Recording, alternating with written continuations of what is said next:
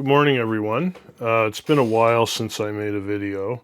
I've been extremely busy with my year end and trying to get time to work on some presentations. But I don't want to neglect the channel, and so I decided I wanted to shoot a couple of quick videos on some topics that I know I can cover in a reasonable time. So the first one is the issue of condition and what kind of a standard you should follow if you're collecting and building your collection. Um, Many collectors will tend to get stuck, on looking for the most superb examples, mint never hinged, perfectly centered as they can, and they find that they choke when they get on the earlier material, and it just becomes too expensive. Or they have inconsistent standards and they become unhappy with um, the stamps in their collection and the way they look.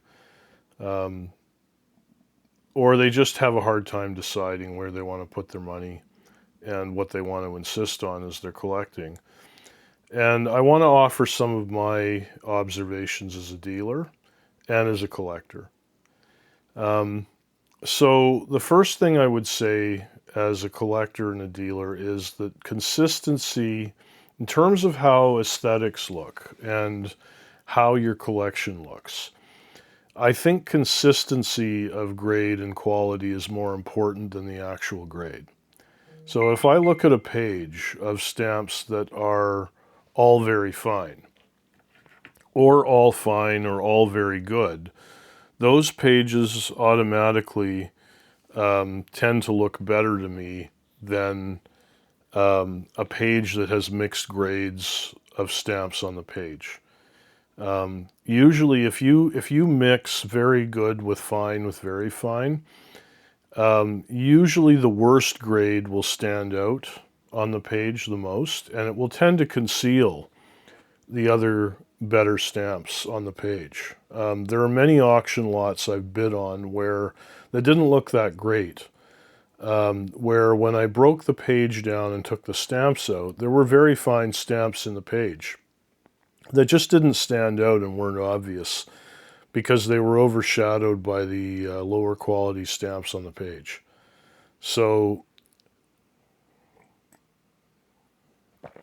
if you're going to collect any particular grade, it's best to try and stick to the grade that you have, that you have the most of, if you're displaying all your stamps on a page. The other thing is your choice of mounts and the way you display your stamps will also have an effect on how they look versus how they're grading. So if you have stamps that are only fine centered for the most part, then it's better to use white pages and clear mounts, because those will tend to hide the centering of the stamps. They'll de-emphasize the centering and the appearance of the margins, and they'll put most of the visual emphasis on the designs and on the colors. And so you'll find that you can achieve a very similar effect with much less money spent on the higher grades if you use white pages and clear mounts. If you're going to use black pages or black mounts on white pages, then you need they tend to highlight any deficiencies in the stamp. And so the only way those really look good is if you've got very well centered or high quality stamps. So that's number one. But apart from how they look and what the best way to display them on pages is, the number one thing you should think about is how much fun you're going to get out of working with and playing with the stamps. Now, I've found over the years, in all of my collections and all the detailed studies I've done, I've had stamps that range and cover the full gamut of grades. Whenever you're going after rarities, and you're studying an area in exhaustive depth, it's inevitable that some of the rare items are going to be in poor condition. And your ability to tolerate that dictates to a very large extent how much fun you have with that area. If you're able to tolerate defects and poor centering and heavy cancels occasionally, when most of your stamps are really, really nice, but occasionally they're not, you're going to have a lot more fun. And you're going to find that your enjoyment and fun doesn't really tie that directly to the condition. And you're going to find you get just as much fun and enjoyment out of a fine hinge stamp or a very good unused stamp as you do from a VF stamp. And so, really your choice of what to collect will come down to how you want to display it or what you're collecting it for. So, as an example, I'm going to give you an example of 2 stamps in my auction this week to illustrate what I mean. So I'm just going to turn the camera around. Just trying to... Okay, why is the gimbal... Okay, it's doing that again. Sorry, just bear with me here. My gimbal is totally... Yeah, it's not working properly. Okay, so I'm going to do this another way. I was going to put it down on a flat surface, but instead I'm just going to hold the stamps up where you can see them.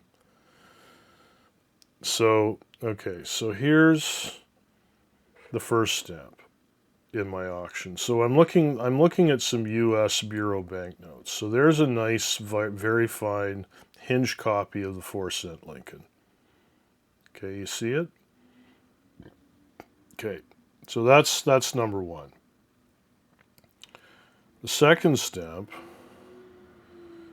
is a just barely fine example, also fresh, also lightly hinged example of the 5-cent Grant from the same issue. I mean, it's almost borderline very good. It's close to being perforated in to the margins on the stamp. Now, that's, in my mind, a particularly attractive issue. I've always loved the early US and the early banknotes, and I think they're just beautiful stamps, beautiful rich colors, nice engraving, really nice designs. But most collectors will eschew that 5-cent stamp because they'll decide that it's nowhere near good enough for them. And there's a large number of collectors who wouldn't even take the 4-cent, although most collectors will because it's quite nice. It's not perfect, but it's quite nicely centered. My feeling as a collector and a dealer is that if you work with these banknotes long enough, you're going to find that you get just as much enjoyment out of both stamps. If you're trying to put together a page that displays the banknotes and you just want one nice example of each stamp, then you probably want the 4-cent that I showed you. You don't really want to collect the 5 the way it is because it's not going, unless all of your stamps from that issue are centered in more or less the same way, it's not going to look good.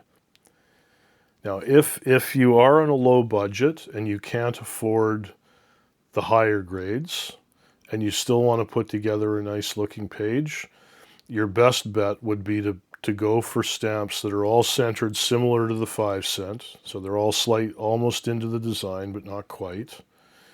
Have them be off in the right direction, so in the same direction, centered. In this case, the 5-cent was centered to the upper right. So if you get your other opposing stamps centered in the upper left direction, or you get them to complement the 5 and be similar, and then you put them on a white page with a clear mount, you're going to have a page that looks fairly decent. And you can do that on a very low budget if those are the constraints you're facing. But the other way that lower grade stamp might come in handy is you're putting together a shade study of the different blues on the 5-cent Grant there.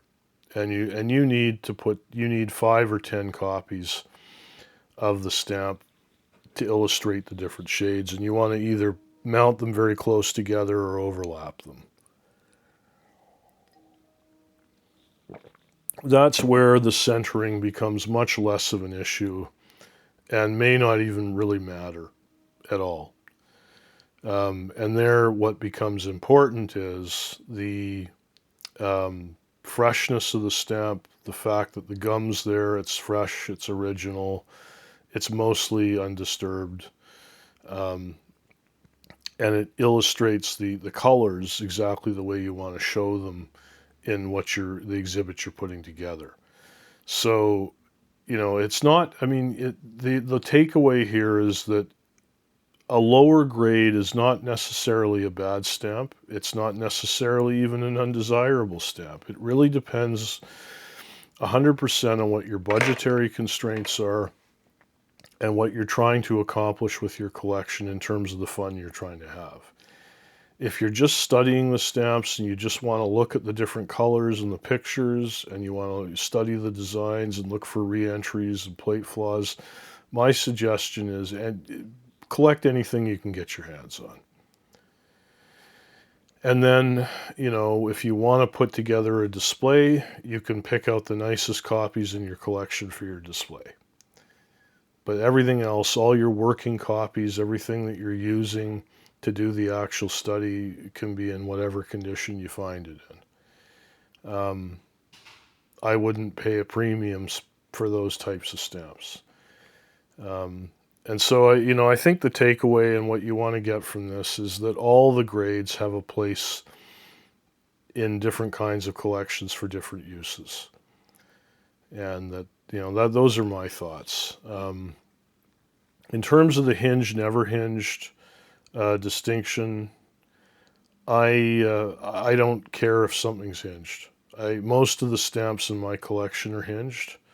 And as a matter of fact, on a lot of my classic stamps that I have in my 1840 to 1870 classics collection, a lot of my stamps are unused with no gum at all.